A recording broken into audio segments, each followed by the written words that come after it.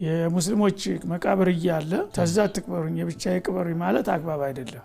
ስለዚህ ሰው ልጆች ያልቁብኛል ብሎ ሰውየው እዙ ግቢ ቅበሩኝ ሊል ይችላል። እሱ ግን ቤቱ ጓዳ ውስጥ ተተቀበረ ማንም መጥቶ ዱዓ ያደርግለትም ማለት ነው። አንድ ሙስሊም ወደ አኼራ ሲሄድ ቀድሞ በህይወት እያለ እዚህ ቦታ ቅበሩኝ እዛ ቦታ ቅበሩኝ ብሎ ማለቱ እንዴት ይታያል?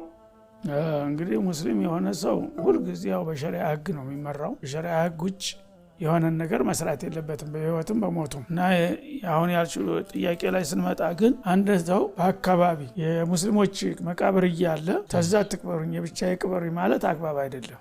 ምክንያቱም ያው ሙስሊሞች ሲኖሩ ማህበረታዊኛ ናቸው፣ ሲሞቱም ጀማ ቀብር አላቸው። ስለዚህ የራሳቸው የሆነ መቃብር አላቸው። ሁሉም ሰው ትንሹም ትልቁም ሀብታሙ ደሃው እዛ ነው የሚቀበረው አይደል? ስለዚህ እዛ ነው መቀበር ያለበት ማለት። ምናልባት ያንን የሚከለክል ችግር ካጋጠመ ታቅም በላይ የሆነ ችግር ካጋጠመ በችግር ምክንያት ሊፈቀድ የሚችልበት ሁኔታ ይኖራል። ለምሳሌ በጦርነት ጊዜ አሁን ከዛ ላይ እንደሚደረገው በቀን ስንት ሰው ያልቃል። ስለዚህ መቃብር ነው ሰድ ቢሉ አይችሉም። ስለዚህ ሰው ልጆች ያልቁብኛል ብሎ ሰውየው እዙ ግቢ ቅበሩኝ ሊል ይችላል። እዛ ቀብር ሲሄዱ ደግሞ የተረፉትን ያጭዳቸዋል በአንድ ጊዜ ማለት ነው። እንደዛ ነገር አስገዳጅ ነገር ካለ ይቻላል። ከሌለ ግን መቃብር ሙስሊም ከሙስሊሞች መቃብር ጋር ነው። ደግሞ ሙስሊሞች ብዙ ጊዜ እዛ ሲሄዱ በአጋጣሚ በየቀኑ ሰው ይሞታል። በሄዱ ቁጥር ዱዓ ያደርጋሉ ለሟቾቹ ማለት ነው። ሰላም አለይኩም ዲያረቀሙ ይርሐሙላሁ ለና ወለኩም ይላሉ። እሱ ግን ቤቱ ጓዳ ውስጥ ተተቀበረ ማንም መጥቶ ዱዓ ያደርግለትም ማለት ነው። ራሱን ከሙስሊሞቹ ዱዓ